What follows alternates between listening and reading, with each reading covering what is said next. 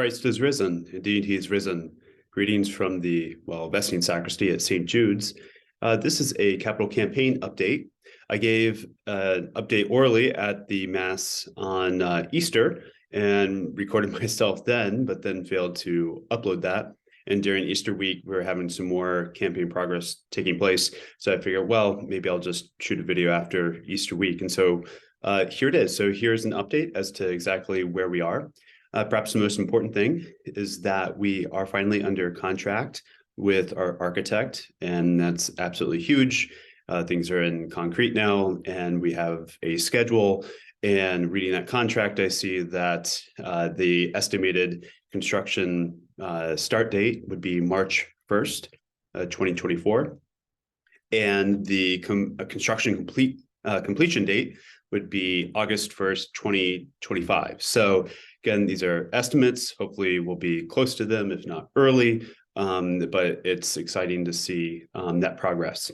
Also, we are still collaborating with the town, and one of the issues at hand is the ordinance regarding parking. Essentially, an ordinance would require us to turn our entire property into a parking lot, and I don't think anybody is interested in that. So I think we have a path forward by which we will be able to supply the parking that we need and not overdo it and have a bunch of asphalt. So progress is being made on that front, and so I'm confident about that. And as for where exactly we are in regards to the designs, et cetera. So you've been seeing conceptual designs that the architect did. Of course, we didn't know our budget at the time. And so we were busy over the last season fundraising to see what our budget might be. We are at around $7.6 million, which is awesome. And again, a record for the Diocese of Charlotte for a single parish. So great stuff. But as we've all noticed, that type of money doesn't go as far anymore. And so those conceptual designs were a bit out of reach, even with the great job that we did fundraising. So we have to get to budget. That's an absolute principle. We're not going to, be exposed financially here. And so that's a task of the architect. And so, I made it clear, look, we got to stay within budget. At the same time, though, the other principle is that we should be flexible. We can add certain things later. Or if more money comes in this season and before construction begins, maybe we can either add them now, or if we're having to downgrade certain materials somewhere, maybe be able to upgrade them, whatever the case may be. We want to be as flexible as possible. And so, like I said, you have seen those images.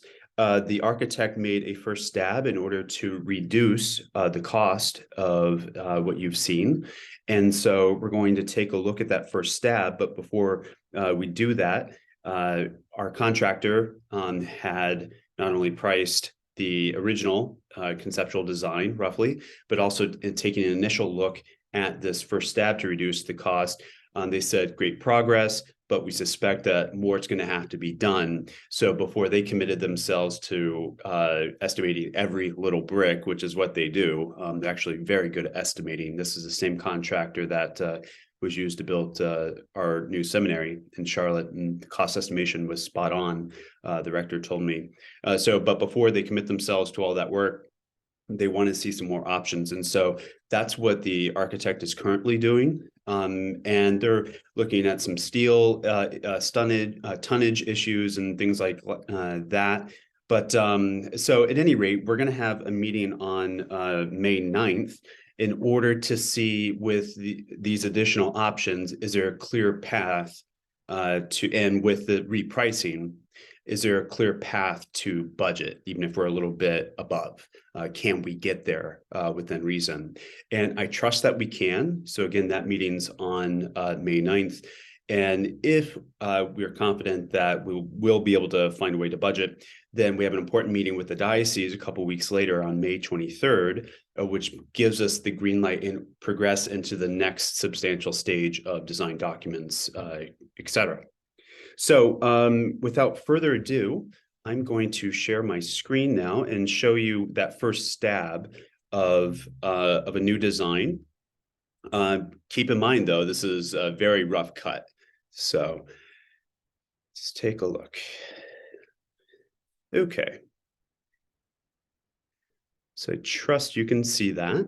You'll notice that the front is the exact same as before. This is Indiana limestone. If we need to look at introducing more brick on the facade in order to make budget, I mean, we're looking at all options. But right now, we're keeping the exact same facade. So you'll see, again, these two great water features, water coming out the front of the building, giving a sense of life, movement, and lanterns of light, etc. And here's the side of the building. And perhaps the biggest difference from the earlier conceptual design is we had an exterior dome, a very substantial exterior dome, which was just exquisite and beautiful, etc. But we don't have the money. And so we're going to go with what's called an interior dome. And I'm going to show you the claymation version of what they have, but also an example of a church in Rome that does an interior dome very beautifully. You'll notice that the cupola or the lantern, which was on top of the dome, would still be on top of the church. This could be a later add, as well as, again, the bell tower, etc. So that's it with the dome, but it's basically the same general look. You'll notice there's less limestone, though, on these ribs, and a lot less limestone here on the transept. And so that obviously saves a lot. But looking at the material, so reducing limestone saves a lot of money. The dome with the steel that was needed for that, a huge amount of money. But I mean, do you do stucco in portions of the building to reduce the cost even more? I mean, the skin of the building is by far the largest ticket item. And so at any rate, not saying yet what we'll be able to do, but we're just looking at these different options. This would be the rear, a little bit more simple, a little flatter, and it could be simplified even further because it won't be seen nearly as much. And here's the other side. One thing I didn't really mention was a nice little feature of this part sticking out a little bit, but then having a niche therein and a statue in there. So looks, still looks great, even though the whole thing is not limestone.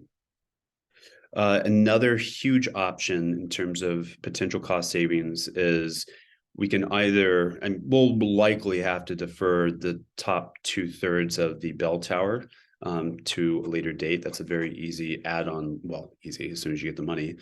But the idea was that we would need to have that first third in which would be the stairwell to the choir loft.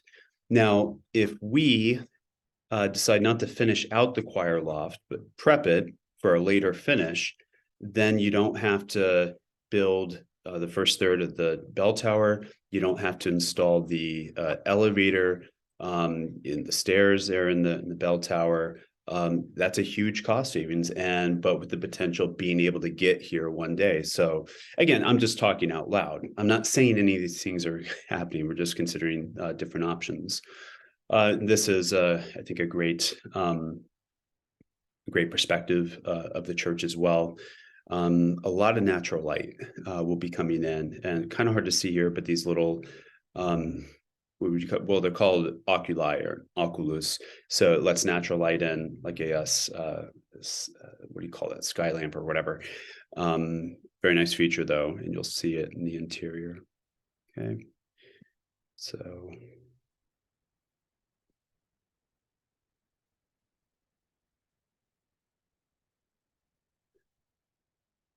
Okay, and I think now we go inside. Okay, here we are inside. Now this will look confusing at first, so that's okay. Again, this is very rough cut, and like none of this, the church doesn't go on for infinity. Okay, so basically you're seeing a mirror image of one side to the other. That's not the case. It's just that they we had to have a meeting, so they were showing us what they had, and we're able to conceptualize the rest of it. So please just ignore this whole area for now. Okay. So, but the good thing is that the integral parts of the building remain. So the chapels, shrines, each dedicated to a different sacrament, that would remain. You'll have to ignore this little guy here because this is actually the confessional area. And on the opposite side, this first one would be the baptistry. But you see the oculi there letting in more light. So those main features are there. And even though the exterior of the building is no longer the shape of a cross. Actually, you'll see it better in the footprint. I mean, it the roof looks like a cross, but the bottom part is rectangular in shape. That actually saves a lot of money as well. Whereas before, the transepts did jut out, and so what you do commonly see in Roman Baroque churches is the exterior is rectangular, but the interior has the feel of cross shape. And so that's an excellent feature that is very authentic, but also saves money. So these are smart cost savings. You'll notice, of course, this is the interior dome. So it's dome in shape, and a big, beautiful oculus in the middle. I'm very excited about that. And so, you could see whether, that the lantern could be added later that sits on top of the church and it just be glass up there. Or just, if we have the money, we'll put the lantern in now. But I'd like to give you an example of a finished Roman church with an interior dome. Now, granted, this is very ornate. I'm not saying we're doing this exactly, but just by means of an example. So this is San Luigi's in Rome, from which I've taken a lot of inspiration thus far. And this, which kind of looks like a dome from the inside, that is an interior dome. It's there's not a dome on the outside. You wouldn't see that. So, I'm talking to the architects about how do we, I don't know what the word would be, texturize, add texture to the curvature like they did here. Maybe not this ornate, but so you get a better sense of this, the sense of a dome, like they do here. And so they're very excited about that prospect. And at any rate, so that's what's going on there. We looked at that. So this is, the sense of a transept. You kind of get that sense here, or a cross shape rather. And this would be the view of the transept. There will be a Mary altar on one side and a Joseph altar opposite it. Okay. Another view of the interior dome. Another view. And again, you got to just ignore this area, but all of it, everything else in front of this area, looks like a good representation. So that's it. We are making fantastic progress. And like I said, we're just going to keep plugging along, and we're going to be as flexible as possible. And if we raise more money this summer, fantastic. We can either, like I said, upgrade certain things or add things we didn't think we'd be able to add, or just send that to debt reduction, whatever's the smartest thing for us to do. So that's it for now, but trust that there will be many more updates to come as we get closer and closer to what it is that we're going to be building. In the meantime, I'll be praying for you. Please pray for OLM, for me, for this campaign, and again, all for the glory of God and the salvation of our souls. Take care. God bless.